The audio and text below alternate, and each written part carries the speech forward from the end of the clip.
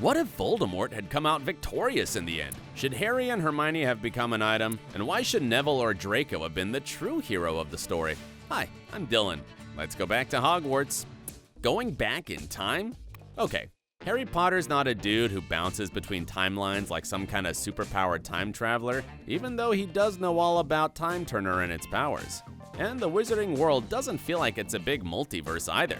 But what if it was? And what if Harry had to go back in time to rectify events? Originally, J.K. Rowling actually planned for a time travel element to be a crucial part of the Deathly Hallows. Her initial plan was for Harry to go back in time and prevent Tom Riddle from ever being born. The catch was he wouldn't have existed either, but everyone else would have been saved and lived much different and better lives than what they did. Sounds like a pretty noble thing for Harry to do, but what would have been the fans' reaction to it? Maybe back then it would have been seen as a genius idea and completely left field, but nowadays the whole time travel concept is overdone like burnt pizza.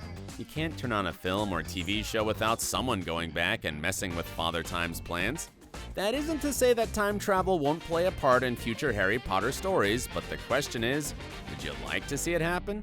Harry and Hermione finally get together. Yeah, Harry ending up with Ginny and Hermione with Ron wasn't a bad ending at all. But hear us out for a second. Did you not want Harry and Hermione to get together at any point while reading the books? Of course you did, because everyone saw it.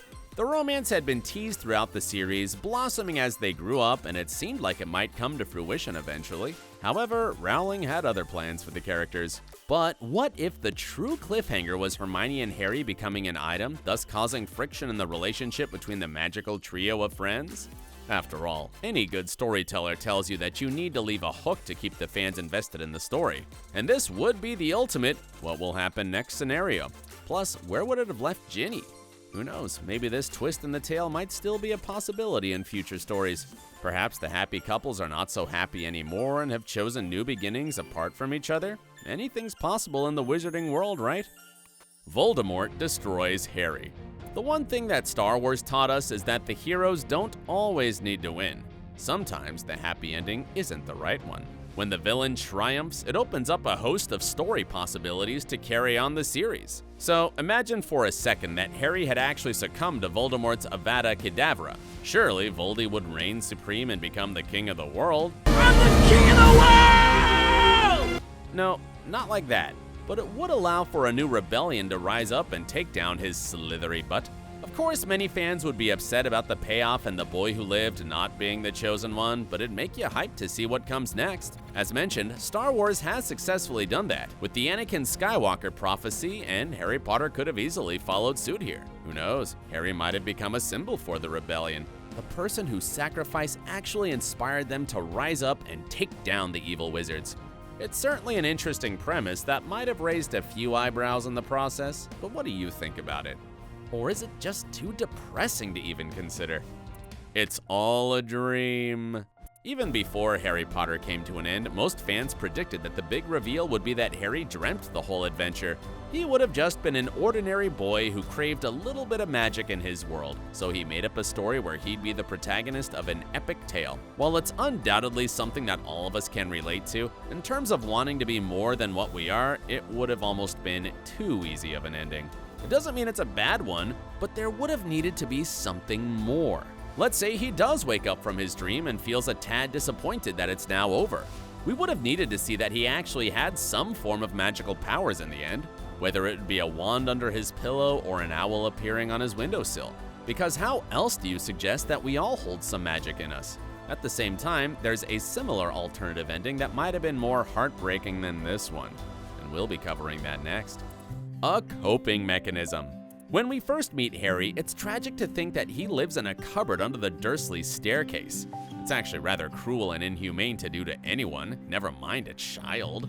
So what if Harry's dreams of being a wizard are the means for him to forget about his traumatic home life? It's a way for him to let go of his everyday problems and to focus on something better, something more hopeful. This is not an unheard of concept for children who suffered difficult lives. They often make up stories to cope and find a little piece of heaven for them to escape to. Maybe Hogwarts wasn't just a place that Harry wanted to be at, but somewhere that he needed to be.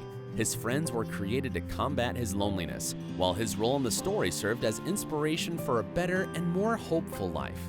Makes you look at the story through different eyes, right? This ending really would have cut deep and been analyzed in a different way, that's for sure. Neville, the true hero. Looking at all the characters in Harry Potter, there's no doubt that Neville Longbottom had one of the most fascinating character arcs of the lot. When we first met him, he was nervous and not someone you'd instantly associate with bravery. But by Deathly Hallows, he stood up to Voldemort and destroyed the snake Nagini. Even when it appeared that Hogwarts would lose the big battle, he refused to join the Dark Lord's army, nearly sacrificing his life in the process. Now, here's the thing. 1. Neville could have died a hero in this story, becoming known as the boy who found his courage and bravery in the face of the worst adversity. You know, like the most evil wizard in the world. Or 2. Harry could have perished, allowing Neville the moment of glory to defeat Voldemort himself. An unexpected ending such as this would have served as a good reminder that heroes can be found anywhere among us. Sometimes they're in the places you least expect, or not even whom you expect.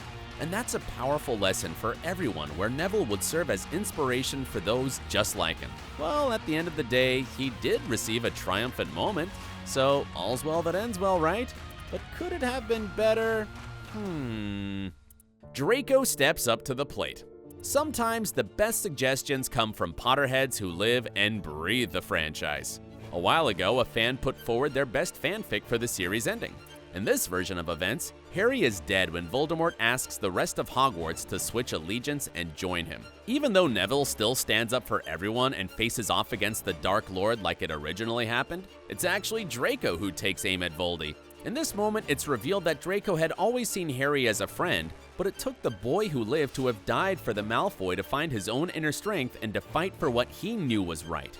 It would have been the character's big awakening and turning point, making him the hero that everyone knew he had the potential to be.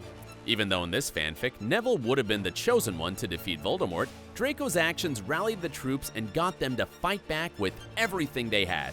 Undoubtedly, this is something that Team Draco would have been behind 100%. The end of everything. Look, the reality of war is that it's never pretty.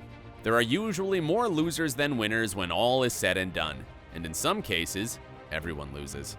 So while Hogwarts needed to fight back against Voldemort and his band of goons, the casualties were always going to be a lot higher than initially expected. But what would have happened if everyone lost on that day? A major battle between magical forces far exceeds anything that humans do to each other, so it isn't outside of the realm of possibility that Voldemort and Hogwarts could have destroyed each other. Or what if Harry is the last one standing, but Ron, Hermione, and everyone else perished? It's a scary thought, but a likely outcome in the real world. In many ways, it would act as the ultimate cautionary tale about the dangers of war. It certainly would have been unexpected and maybe something more out of Game of Thrones than Harry Potter, but imagine the splash it would make in the literary world, especially because it would have defied the expected norms for a fantasy series. Heck, if it happened like this, then Rowling could have easily said that the story is well and truly over.